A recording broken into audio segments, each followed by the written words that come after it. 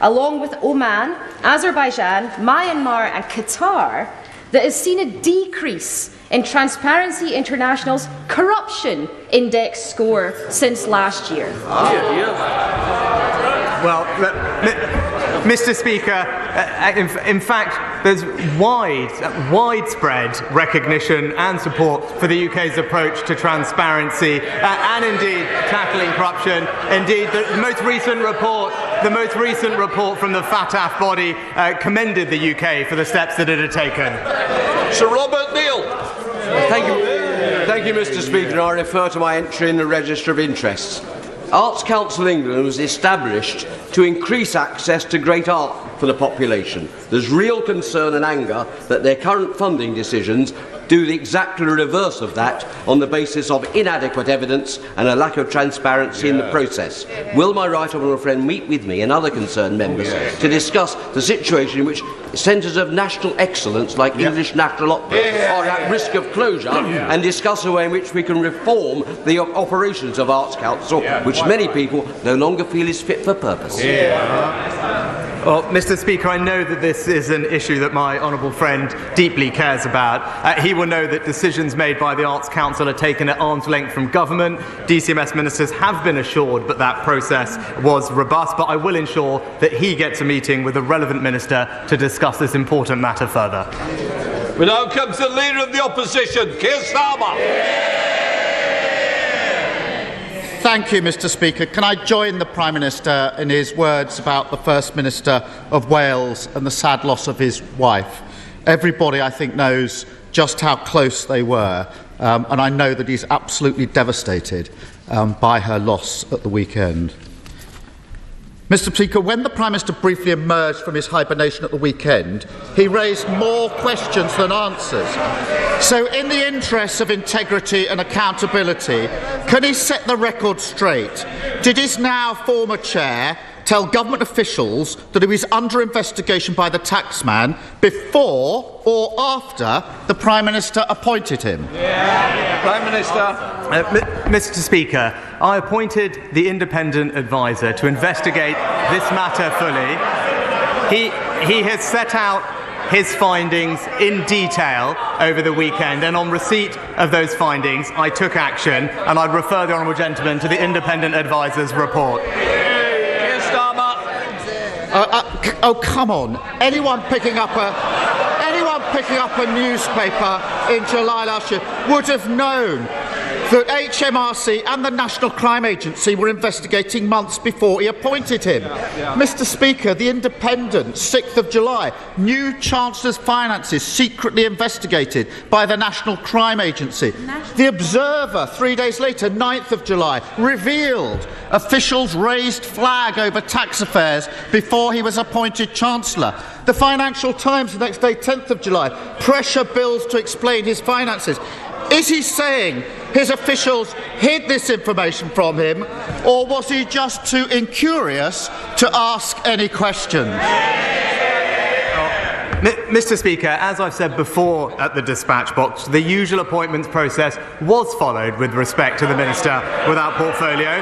No issues were raised with me at the time of his appointment, but as the independent adviser's report makes clear, there was a serious breach of the ministerial code, and that's why I took decisive action on receipt of that report.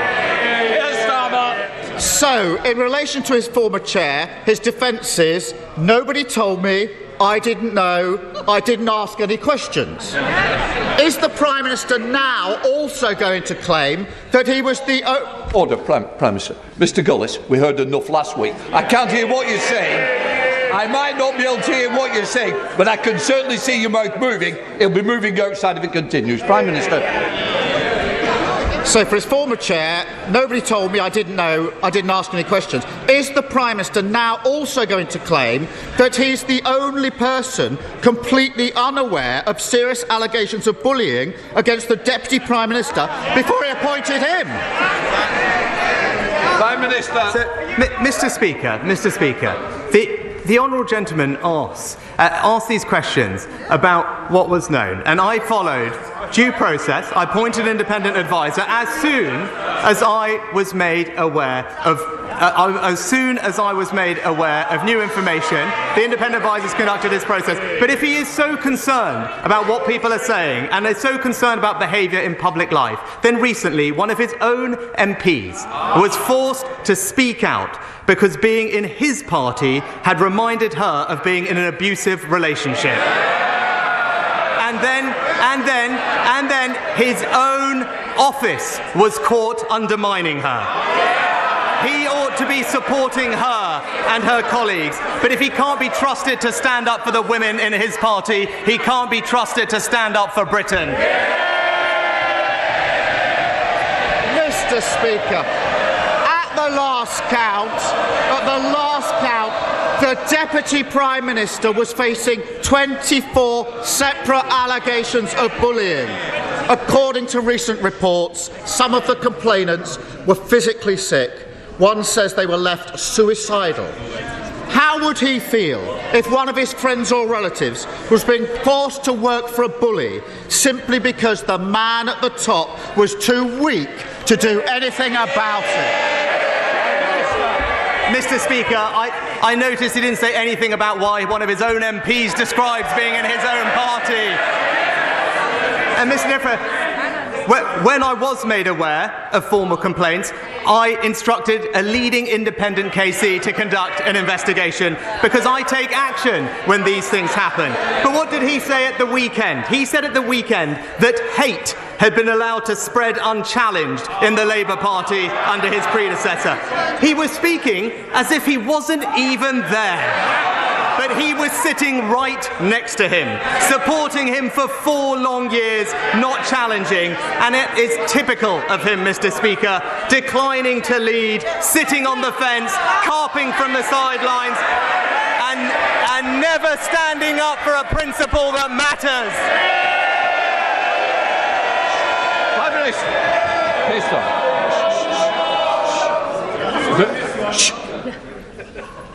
I want to hear both sides, and I'm not going to be interrupted by either side. And I'm particularly looking for people who want to continue this, because we will sort it out today.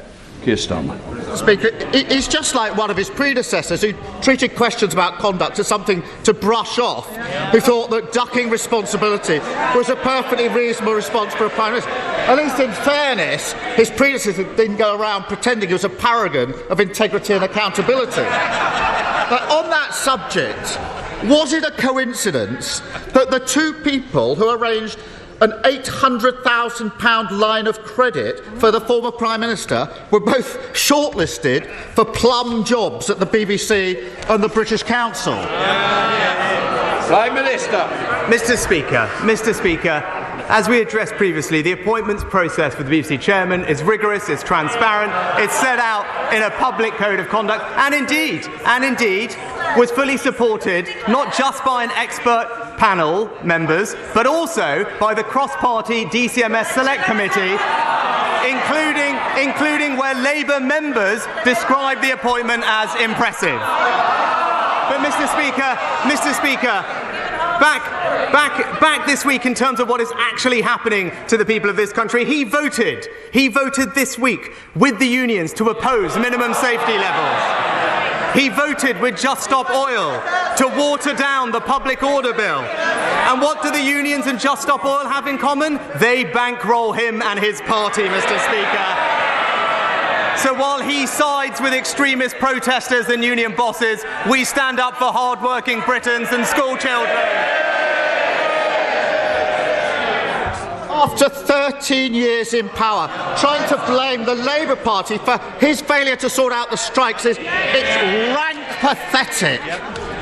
The Tory party's addiction to sleaze and scandal has done huge damage to this country, and the cost to the public keeps adding up.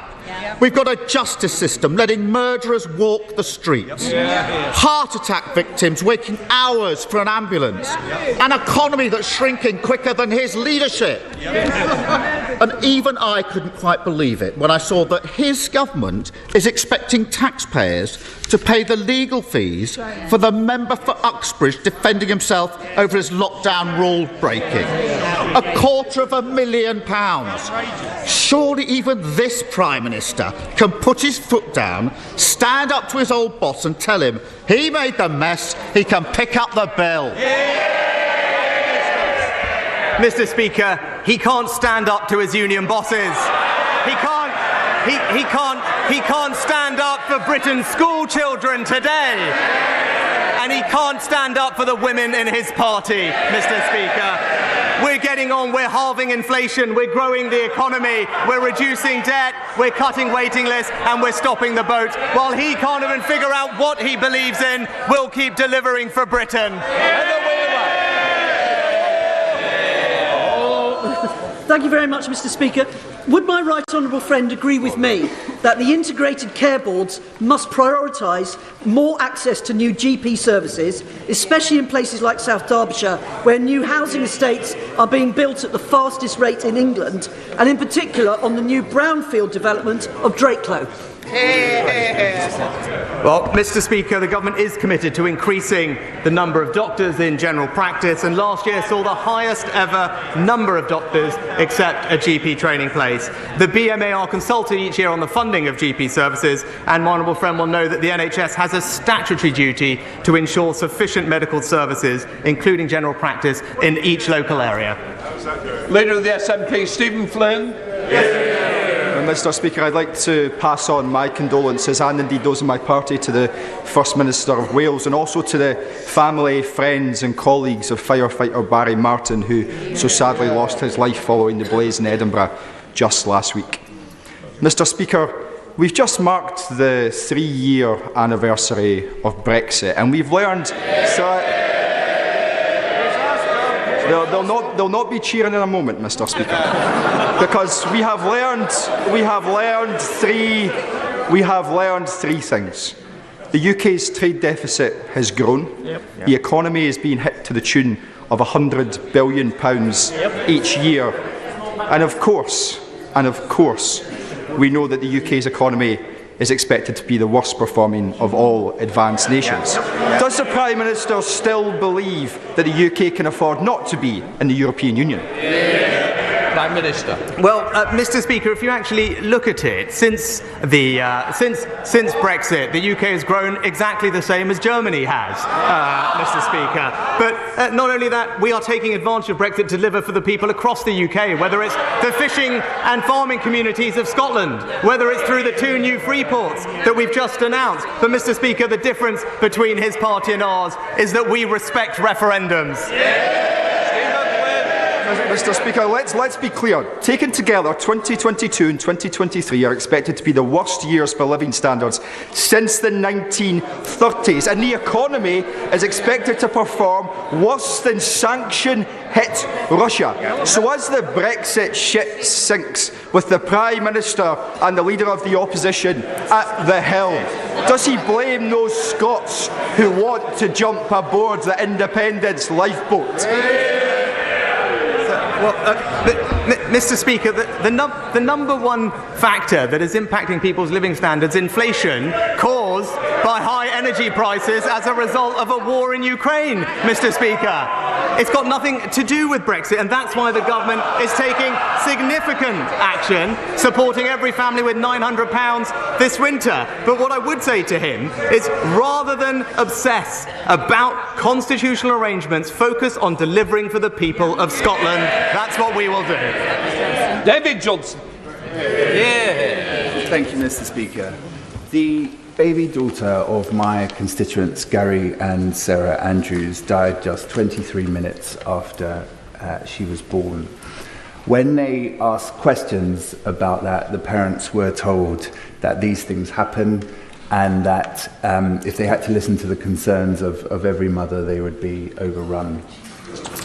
Thanks to dogged campaigning by Gary and Sarah and other parents whose babies had died avoidably, Nottingham University Hospital's trust was found to have systemic failures, and last week was given the highest fine that's ever been given for failings in maternity care. Does my right honourable friend agree with me that this case, this situation, has to serve not just as a watershed moment for having the highest standards of maternity care, but also that when things do go wrong in something like an NHS trust or another public body, they have to be open and honest and transparent about their failings so that people can get the truth and not have it hidden from them. Well, Mr. Speaker, I'm very sorry to hear about the tragic case that my honourable friend raises, and I know the whole House will join me in sending our thoughts to Gary and Sarah. We want to make sure that the NHS is the best and safest place in the world to give birth, and the NHS has taken steps to improve, but cases such as the one that my honourable friend raises highlight that more must be done. Nottingham University Trust is receiving support from the expert maternity improvement advisors, and nationally the Royal College is implementing the recommendations from the independent Ockenden report, together with £127 million of extra investment. But my honourable friend is absolutely right. When situations like this do arise, transparency is paramount so we can seek answers and make improvements. Caroline Lucas. Thank you very much, Mr. Speaker. It's nearly 10 years since the tragic death of 9-year-old Ella Roberta, the first person ever to have air pollution listed on her death certificate. Yesterday's Environmental Improvement Plan pledges to improve air quality, but the government's targets are for 2040. That's a whole generation away. I don't think that's fast enough, and neither does Ella's mum, Rosamond Adu Kisi-Deborah.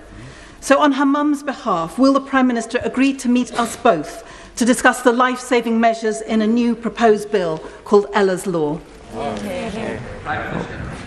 Mr. Speaker, it's obviously very sad to hear the case of Ella, and our thoughts and hearts go out to her family. With regard to the legislation, as my honourable friend the Environment Secretary will be making a statement later today, we are confident that the measures we are putting in place are not only legally binding but also world-leading in tackling air quality. The record over the past 10 years is one where every single air particulate has been reduced, with binding targets to continue reducing them in future, and indeed the Environment Act makes sure that we have the capability, accountability and ambition we need to make all the effective interventions to drive down air pollution.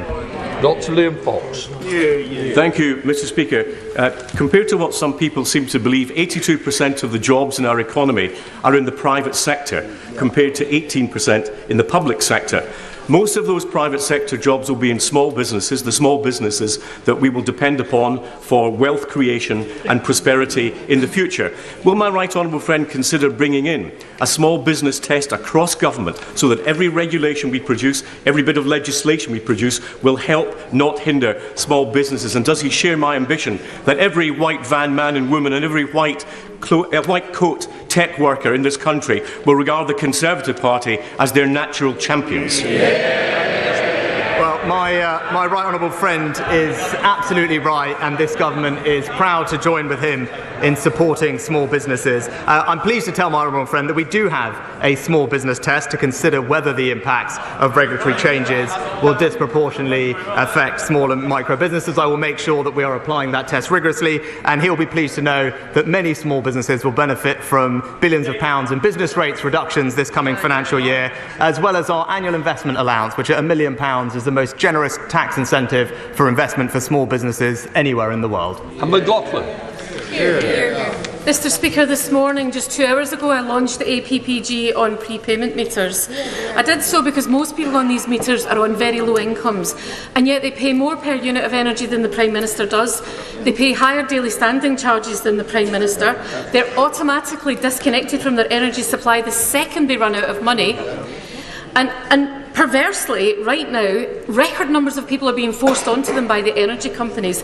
Can the Prime Minister even begin to imagine how terrifying that moment is when the lights go out and everything shuts down? And will he agree with me, rather than reading out, please, what he's got written in front of him, will he just agree with me that what I've just described is completely unfair?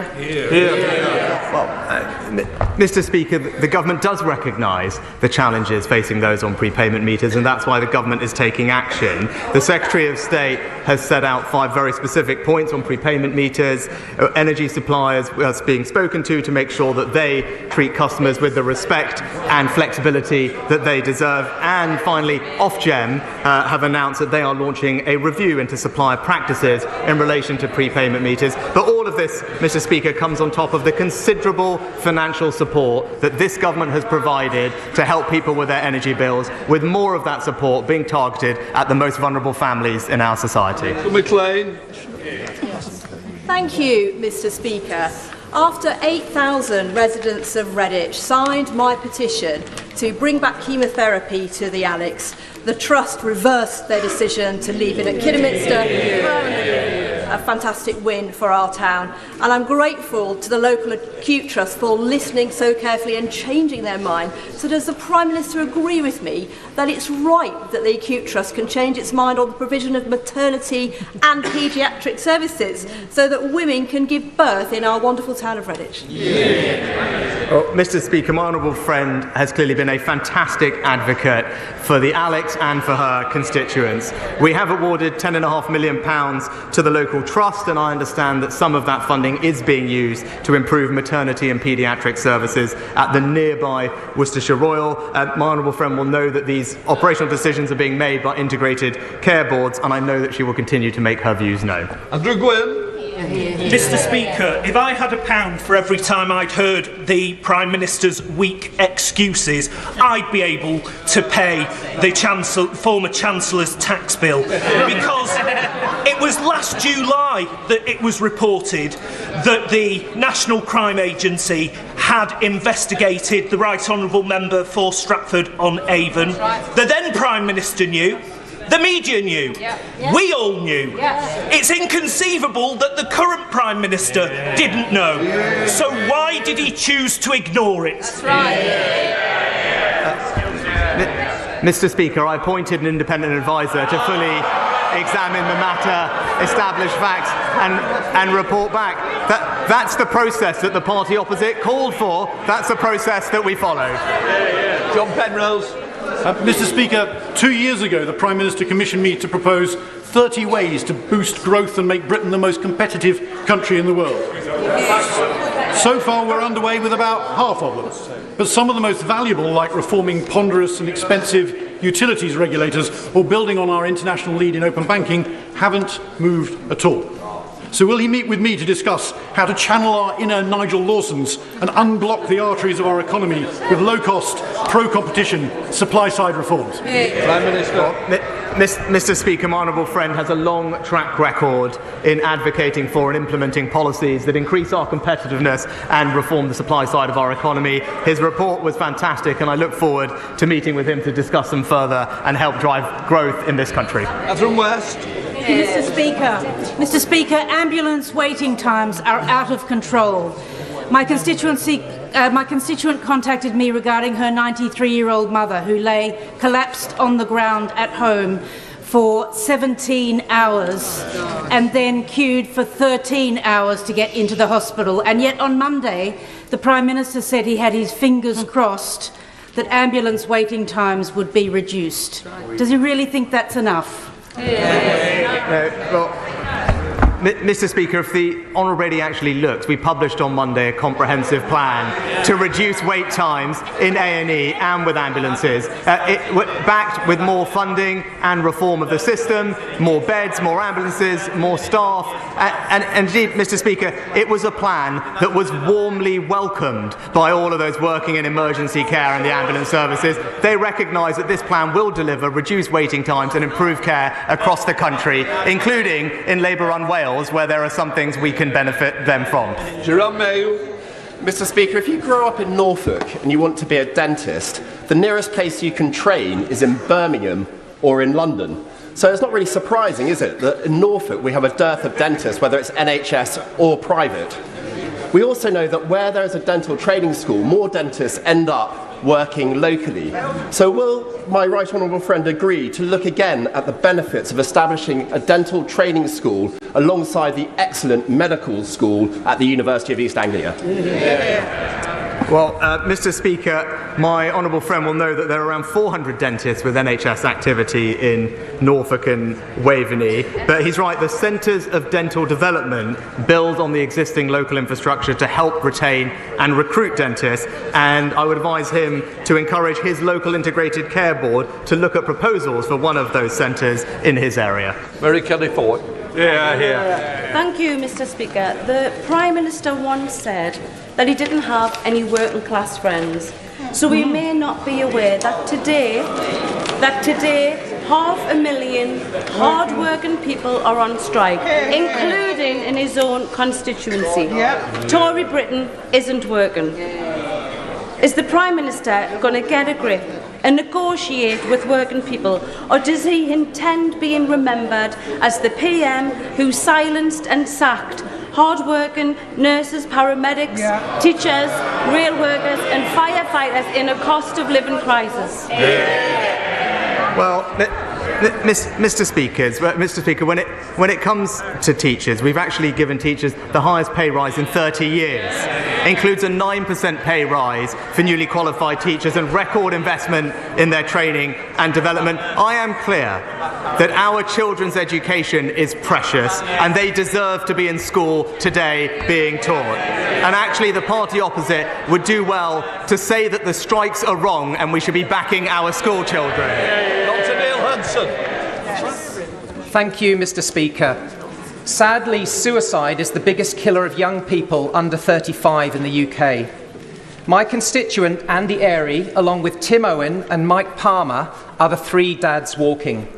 Andy, Tim and Mike each tragically lost their precious daughters, Sophie, Emily and Beth, to suicide, and have campaigned tirelessly through charity walking for suicide awareness and prevention to be included in the school curriculum. I've been humbled to support them, including joining them on their UK walk as they came through Penrith, with their petition which is due for parliamentary debate on the 13th of March, and with my early day motion which has support from right across the House. Would the Prime Minister join me in paying tribute to the three dads, and would he meet with me and the three dads to discuss suicide prevention and ultimately save young lives in the future? Well, Mr. Speaker, of course I pay tribute to Andy, Tim and Mike, especially for channeling their own personal tragedies into such positive action to prevent this happening to other families. That is inspiring and they deserve enormous credit. The government is taking action to improve the provision of mental health services for young people in schools and colleges, but I would be delighted to meet with him and Andy, Mike and Tim to discuss what more we can do. Ian Blackford.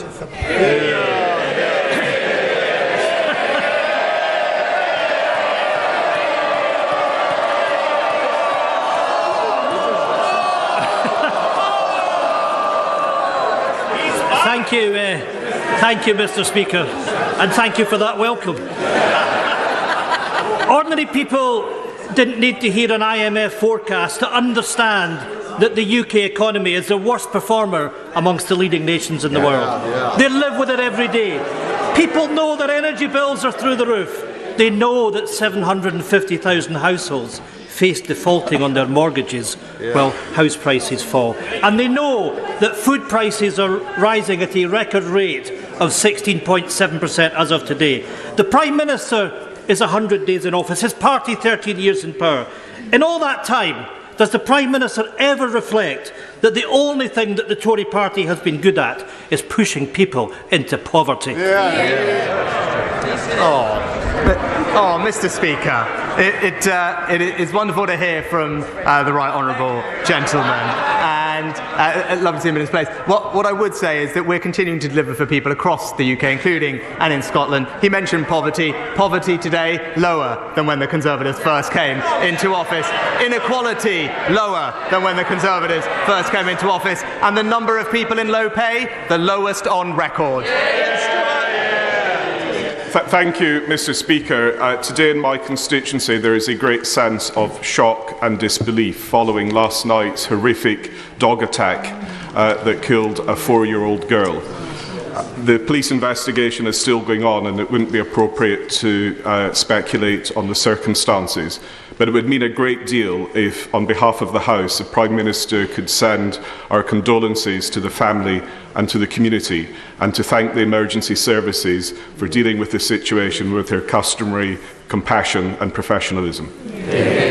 Prime Minister. Well, I thank my honourable friend and send my condolences, and I'm sure the whole House's condolences, to the girl's family and the community after this horrific incident. And I join him in thanking the emergency services. They have responded rapidly and professionally, and I know that my honourable friend himself will be supporting them and his constituents during this difficult time. Christine Jardine. Thank you very much, Mr Deputy Speaker. This past weekend...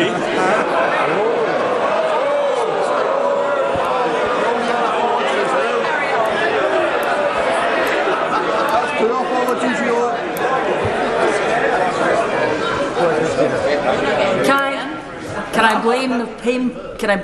Can I blame the painkillers, please? Apologies, Mr Speaker, and thank you. This past weekend, I visited a charity which was hosting an exhibition in my constituency about metastatic breast cancer, which claims 31 lives each day in the United Kingdom. And the women there asked me to convey at the first opportunity to the government the need for more awareness, more support, more research and more drug availability. Can I ask the Prime Minister if he will do that, if he will help to bring that support? But also, I have written to the Scottish Government asking for their support, if in his next meetings with the First Minister he would mention it to her. Well, Mr Speaker, can I pay tribute to the charity that the Honourable Lady mentioned and for the work they do? She's absolutely right. Awareness is key in tackling and identifying breast cancer symptoms early.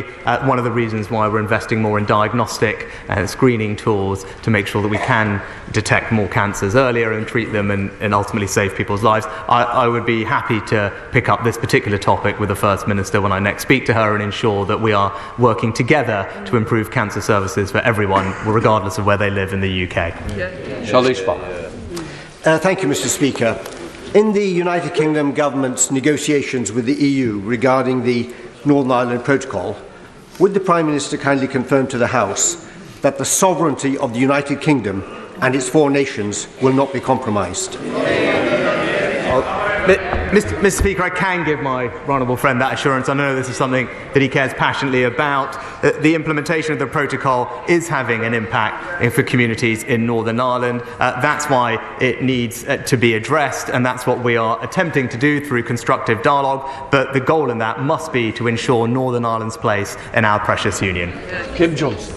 Thank you, Mr Speaker. Since the election of the fascist Israeli government in December last year, there has been an increase in human rights violations against Palestinian civilians, including children. So can the Prime Minister tell us how he is challenging what Amnesty and other human rights organisations are referring to an apartheid state?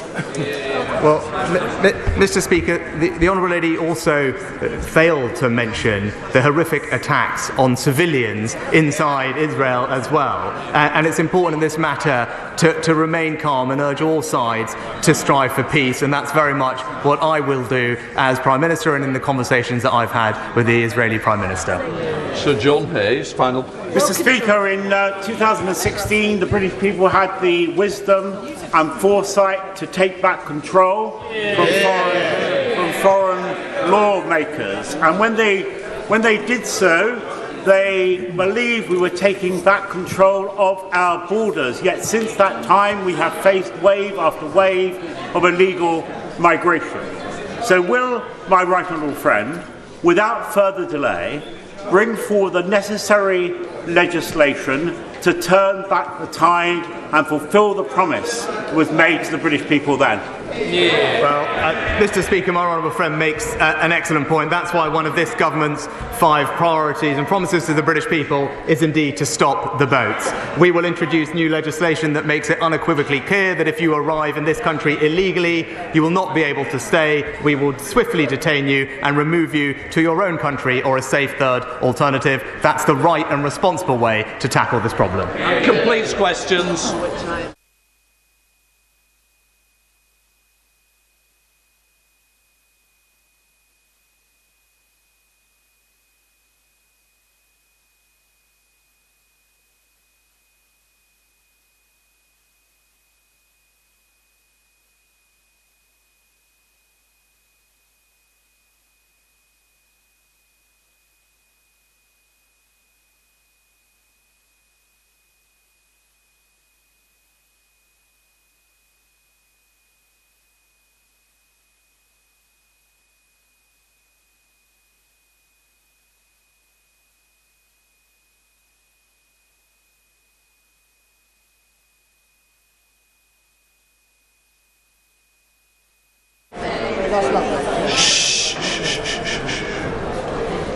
Before we come to the urgent question, I wish to state that while I encourage members not to refer to any ongoing legal proceedings, I am prepared to allow a full discussion of the matter given the importance of the issue.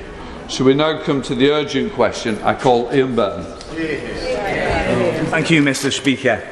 So ask the Home Secretary if the Home Office will make a statement on the National Police response to Hillsborough family's report. Minister. Thank you, Mr. Deputy Speaker.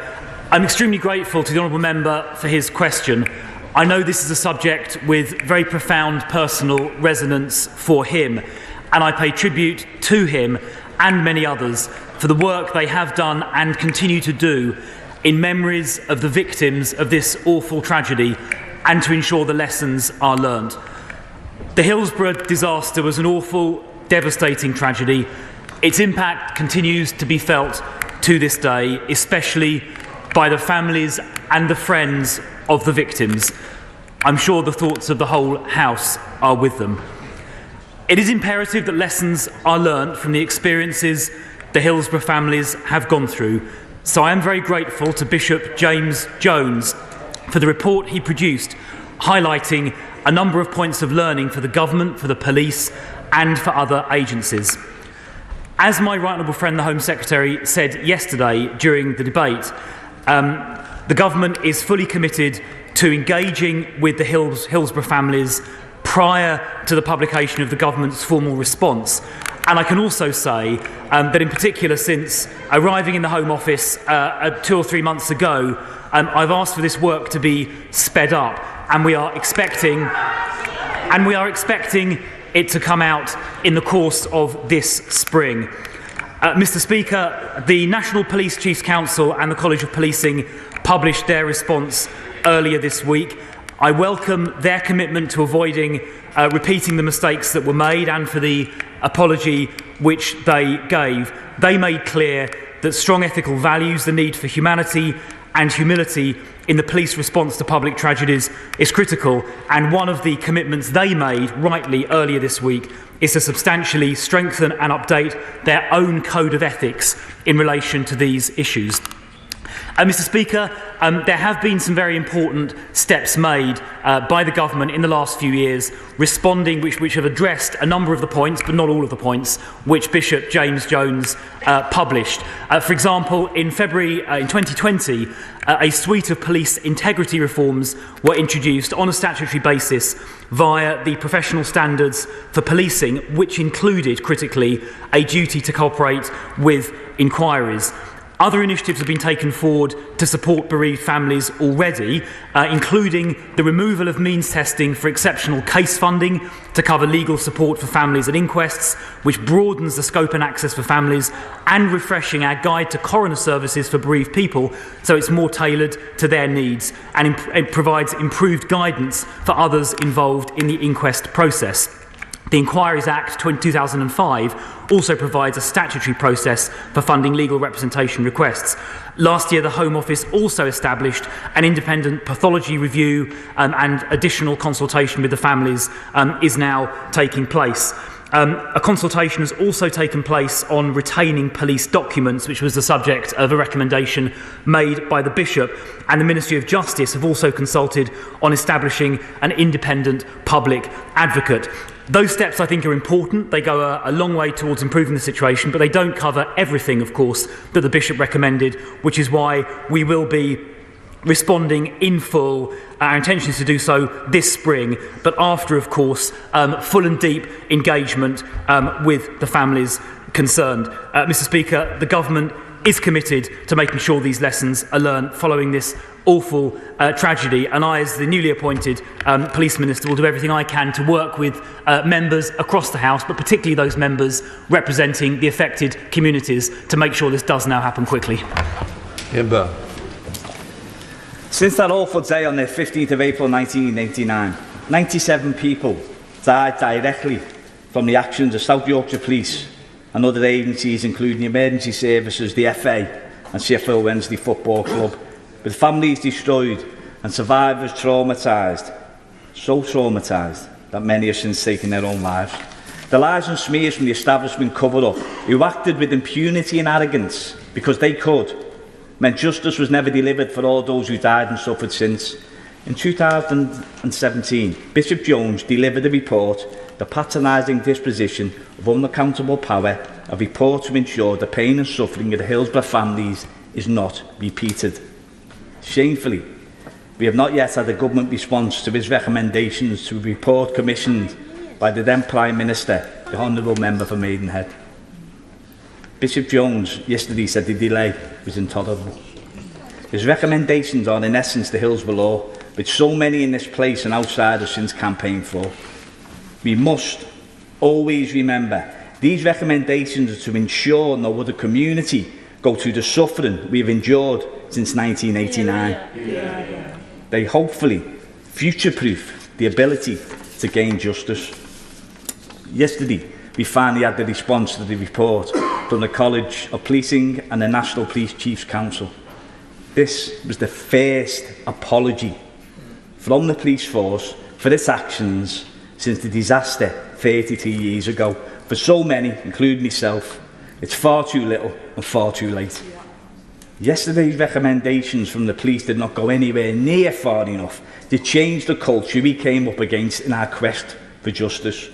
So I ask the Minister, will this government do the right thing for future generations of our nation and implement a Hillsborough Law containing Bishop Jones's recommendations with immediate effect? The families and survivors of so many disasters and consequent state cover-ups deserve nothing less, and these injustices must never ever be allowed. If a Hillsborough Law had existed in 1989, we would have had a chance of justice for the 97. Without it, we had none. Minister. Well, look, I fully understand and respect the sentiments that the honourable member just so powerfully expressed in his remarks.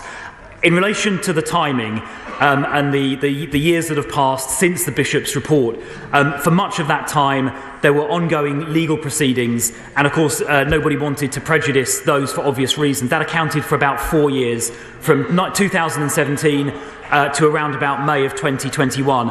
But about 21 months have passed since then, and I agree that the government response does need to come out quickly. It's something that since my appointment a couple of months ago I've asked to get sped up, and I want to try and make sure that happens this spring, but following of course consultation with the families that obviously is extremely important, and that will include responses to the points that he made.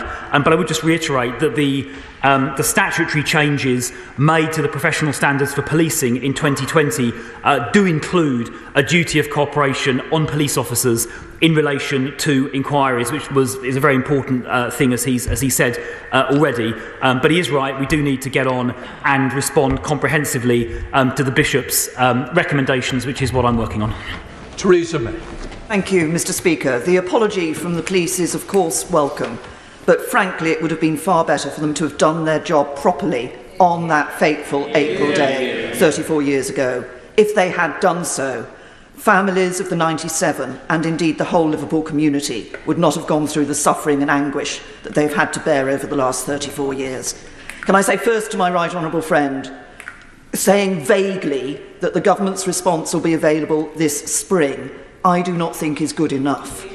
5 years on, the government must publish its response. But will he agree with me that one of the elements that can be put in place to help families who, if sadly such an event, a tragedy of this sort happens in the future, is the introduction of what was promised in the Conservative Party manifesto in 2017 of an independent public advocate? And will he commit now that the Home Office will not put any barriers in the way of the work of the Ministry of Justice to introduce such a body? Well, I thank my right honourable friend for her question. I mean, as I mentioned For about approximately 4 years since the publication of the report, there were ongoing criminal legal proceedings which nobody wanted to prejudice. But as I have said in the House, and as the Home Secretary said yesterday, we do want to now get on and quickly respond comprehensively to the Bishop's report. In relation to the Independent Public Advocate, a measure being worked on by the Ministry of Justice, as the Right Honourable Lady said, a public consultation has taken place on that, and the response is being worked through in the usual way, but it's happening at pace. Shadow Home Secretary Yvette Cooper. Thank you, Mr. Speaker. Can I thank my honourable friend, the member for West Derby, and also all of the Merseyside MPs for pursuing this and securing this urgent question. 97 people lost their lives as a result of what happened at Hillsborough on that terrible day 34 years ago. And we remember the football fans who never came home, and we must also never forget the shameful cover-up that followed.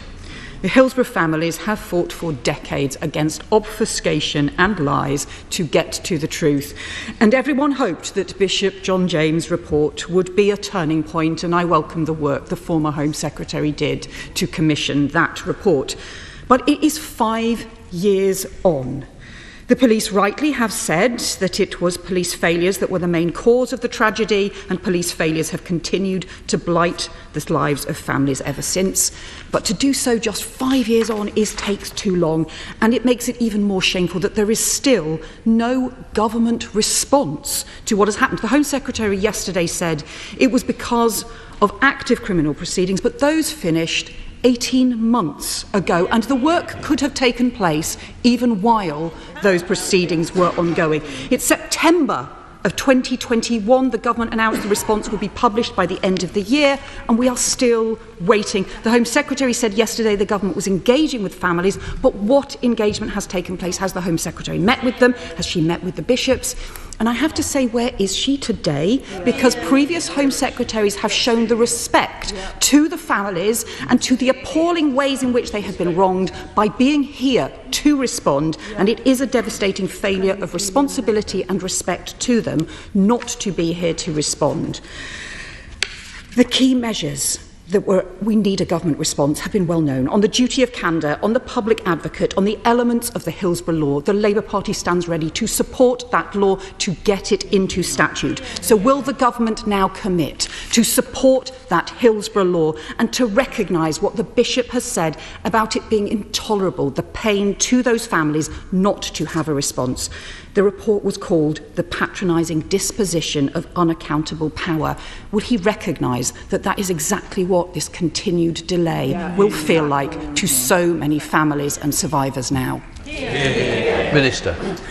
Well, I entirely agree with the Shadow Home Secretary's opening comments about the appalling impact, and indeed of other members, the appalling impact this has had on the families of those who so tragically lost their lives.